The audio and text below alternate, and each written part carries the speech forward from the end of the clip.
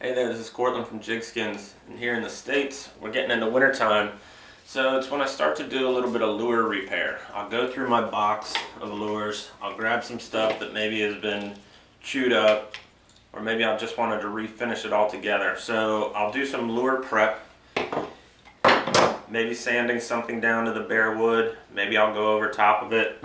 This lure, I'll just go right over the top of it. Another thing I like to do, and there's plenty of videos online about this, is I took an old bait and I reshaped it a little bit. I don't have the skill to carve my own bait, so I borrowed somebody else's.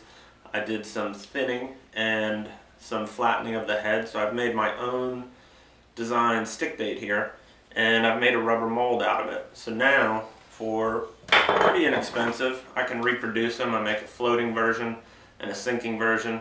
My mold is horrible. Things come out pitted and pockmarked all the time. So I've got a couple products here that I like to use to make my own lures. And when I make my own lures like this, I like to make them permanent.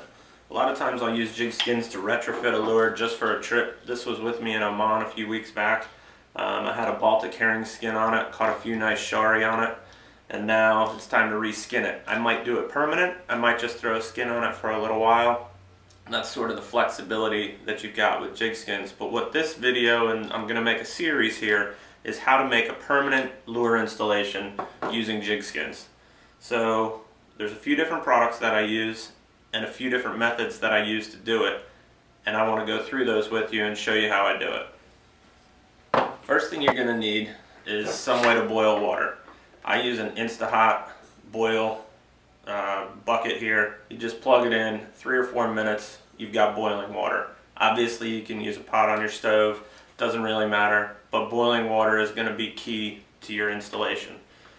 The other thing, that when you start to get into lure building and you really want to get the rate of shrink on the jig skin perfect every single time, a heat gun. You do not need this for a regular dunk and go application, but if you're going to spend the time and really try and do a nice job, put a couple coats of epoxy on it, a heat gun will come in handy. This is not a traditional heat gun that has a high-low switch on it. This one has a variable heat dial on the back. So this one will let me dial in the heat right to the perfect temperature that JigSkinz melt at, or shrink at rather, which is about 200 degrees Fahrenheit, 100 degrees Celsius. You don't want the traditional heat gun because the low setting is over 400 degrees Fahrenheit, which will melt the skin and possibly damage your lure. So if you're going to get a heat gun involved, get one like this with a heat dial on the back. It's also a lot safer because 400 degrees is really hot. So this will let you dial it in just right, and I'll show you some neat tricks with this in the first section of this video. Another thing is turkey baster. It lets you take the water out that's boiling and direct it right where you want it to be on the skin. It doesn't have to be a full submersion, and you'll see what I've done is I start putting a coat of epoxy underneath the skin. So over the years I've looked for a product that will bond to the plastic. This product right here, which is made by a company called Smooth On, is called Tar Bender. I think it's sort of backwards for bartender because it's used to make bar tops in a bar, and you pour this really thick encapsulating layer. But when used as an epoxy, it actually bonds to the plastic and becomes one unit. If you were to just shrink a skin on a lure and put coatings of Tar Bender over it, it would be better than the majority of finishes that I see on big baits, because that Tar Bender is so hard. Literally, if you took this and smashed it on a hard floor or hit it with a hammer, the skin would shatter with the coat of epoxy on it. I've taken this a step farther, and especially when using wooden lures, because it adds a great seal to it, I'll get my skin cut to length and ready to go.